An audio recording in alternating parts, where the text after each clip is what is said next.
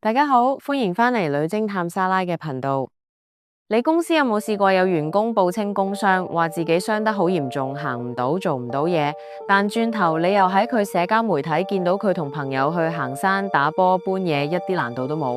呢個情況，你心入面肯定會有條刺。究竟佢係咪真係傷？我哋應唔應該賠？如果唔賠，會唔會俾人話無良？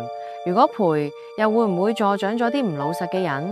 其實做一個專業嘅工傷調查，唔代表你冷血，更唔代表你唔關心員工。相反，呢個係對成個保險制度同公司資源嘅一種負責任嘅態度。我哋做嘅唔係派人去騷擾員工，更加唔係做踩界嘅嘢。我哋係透過合法嘅公開資訊，好似社交媒體嘅動態、日常嘅行蹤記錄去做事實核查。我哋會睇嘅嘢好簡單，佢描述嘅傷勢同佢實際嘅活動能力夾唔夾，成單意外嘅經過，邏輯上講唔講得通？